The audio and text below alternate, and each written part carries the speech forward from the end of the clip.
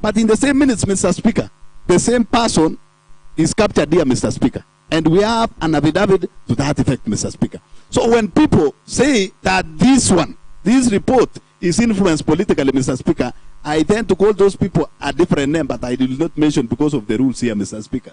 The third one, Mr. Speaker, one Alphonse, who is claimed by the minutes to be the author, the secretary of the same meeting, Mr. Speaker.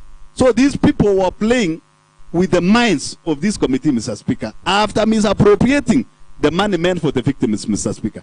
Let me not talk much, Mr. Speaker. I kindly support the motion for today. I kindly second the motion for today and thank Honorable Vincent Korir from Londiani Ward, Mr. Speaker, who came up with the same motion, Mr. Speaker, to investigate into those matters, Mr. Speaker. In the same strength, Mr. Speaker, I want to thank honorable members from Kipkeli-Onis, Mr. Speaker, whom today, that's the only constituency who has registered 100% of its membership to this special sitting for today, Mr. Speaker. This means they value their own people, and may God bless you for standing with your people. I'll be counted one day, Mr. Speaker, that I stood with the less fortunate at the time of need, Mr. Speaker. Thank you very much, and God bless you.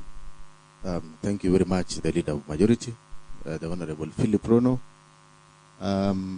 Of course, before I propose the question, you did mention about, of course, your removal of office. Of course, that should not worry you because the standing orders are very clear. And just to remind you, the Leader of Majority is the Article 185 of the Constitution is very clear on the role of a member of County Assembly. And one of it, in case you have forgotten, is, of course, oversight of the county executive. So I want to believe that there is no such, of course, plan unless there are other things. But based on you are doing your work, I can assure you this assembly is fair enough. Honorable members, I now wish to propose the question that this House adopts the report by the Londiani Accident Adhoc Committee on the investigations of the Londiani accident victims fundraising held on 4th July 2023.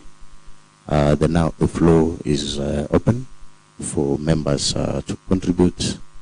The Honorable, I know the Honorable Chair, but when you always raise your hand, of course, as the ranking member, proceed and yes. Thank you, Mr. Speaker, for giving me the opportunity to also contribute on this very important motion, Mr. Speaker, of course, on behalf of the people of Ainamoi, Mr. Speaker, who have elected me, Mr. Speaker. Mr. Speaker, let me begin by thanking the adhoc committee that was led by the Honorable Moses for banning the midnight oil until we have this report today. Mr. Speaker, it was almost impossible when we were told that we need to table this report today, Mr. Speaker, because one, and you know, it was horrific, Mr. Speaker.